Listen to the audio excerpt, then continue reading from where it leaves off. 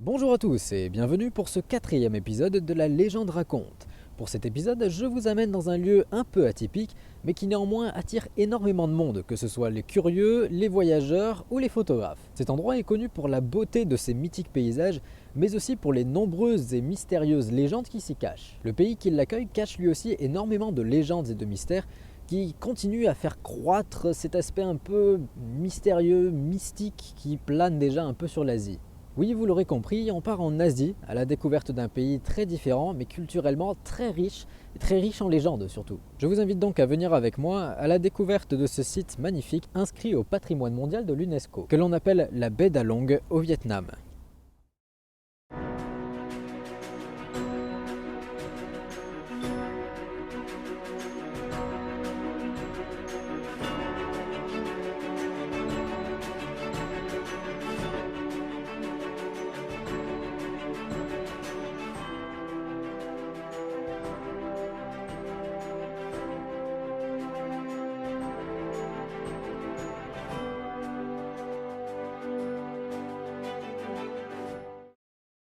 On se retrouve donc au nord du Vietnam, très proche de la frontière chinoise et à environ 170 km à l'est de la capitale qui est Hanoï.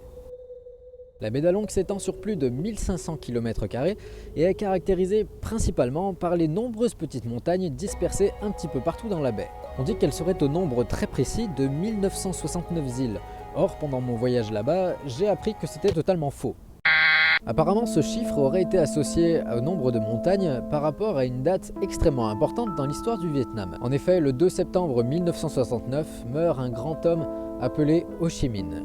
Juste pour info, Ho Chi Minh, c'est la personne qui s'est levée contre l'oppression occidentale, mais surtout contre le massacre qui a été opéré par les États-Unis contre le Vietnam. Entre parenthèses, la guerre du Vietnam, elle a duré 16 ans, de 1959 à 1975.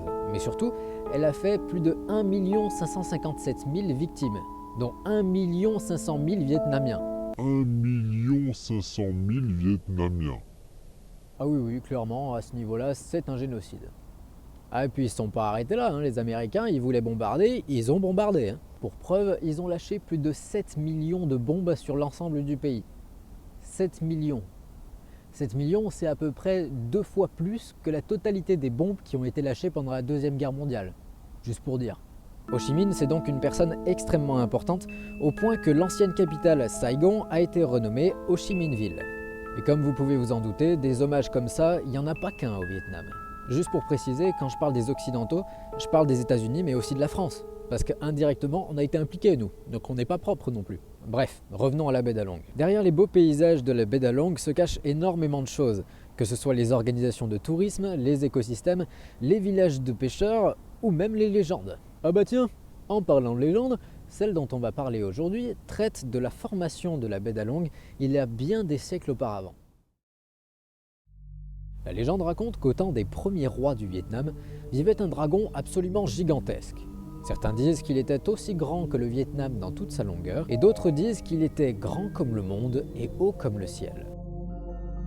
On raconte également qu'il appréciait particulièrement la région de la baie d'Along actuelle, qui à l'époque n'était qu'une vaste plaine, pour le calme et la sérénité environnante. Il appréciait tellement cette région qu'il décida de choisir cet endroit pour déposer des centaines d'œufs qui donneraient par la suite des centaines de petits bébés dragons. Seuls les remous du grand fleuve rouge au nord du Vietnam résonnaient aux oreilles du dragon. Tout allait bien jusqu'au moment où les esprits du fleuve rouge entendirent parler du fameux dragon. De par sa taille, il devenait de plus en plus important et volait la vedette à ces mêmes esprits. Dans un élan de jalousie, les 4 esprits du fleuve rouge décidèrent de s'associer avec les hommes pour attaquer le dragon.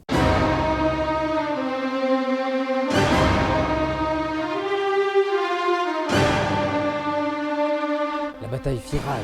Le serpent ailé fut attaqué de tous les côtés. Il se défendait comme il le pouvait face à ses assaillants, mais son calme légendaire laissa place à une rage incontrôlable. Dans un élan de colère, il prit alors une grande inspiration et cracha une véritable tornade de feu, plus chaude encore que la lave volcanique. Si chaude que ses ennemis en furent instantanément pétrifiés. Après avoir repris ses esprits, le dragon s'enfuit sur la montagne la plus haute du nord et plongea dans le golfe du Tonkin. Mais de par sa taille absolument gigantesque, lorsqu'il toucha l'eau, de monstrueuses vagues se formèrent et se dirigeaient tout droit sur la plaine qu'il affectionnait tant. Des courants extrêmement violents se sont créés, augmentant ainsi le niveau de l'eau jusqu'à immerger quasiment totalement la totalité des œufs qu'il avait laissés. Les courants étaient si puissants que même les villages environnants se faisaient engloutir un par un. Afin de stopper le cataclysme qu'il avait engendré, il décida alors de retourner dans la plaine par ces mêmes courants en essayant de calmer la fureur des eaux. Il déploya une énergie si colossale qu'il détacha d'immenses morceaux de la montagne qui dérivèrent dans la baie.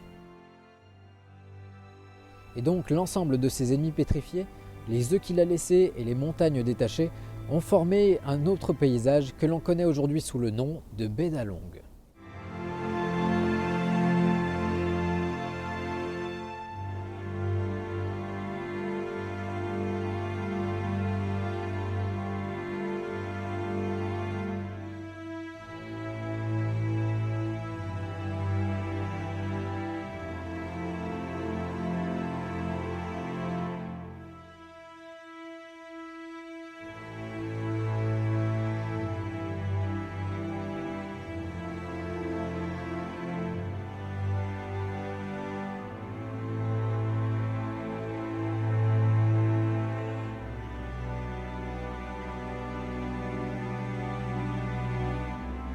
Depuis ce jour, totalement dévasté par la perte de sa descendance, il disparut et plus personne ne revit le dragon ou n'entendit même parler de lui.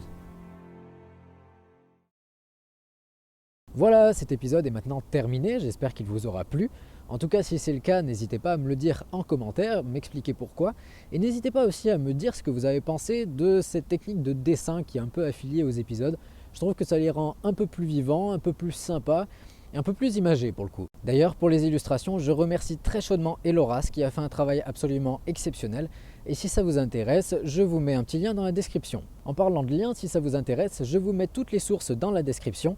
Et si cet univers de légende vous attire ne serait-ce qu'un tout petit peu, je vous invite chaudement à vous inscrire sur la page Facebook Hermios, mais aussi à vous abonner à la chaîne YouTube éponyme. Vous avez vu, j'utilise des jolis mots, hein. En attendant, je vous dis portez-vous bien, à bientôt pour la prochaine vidéo, et je vous laisse avec ce magnifique début de coucher de soleil.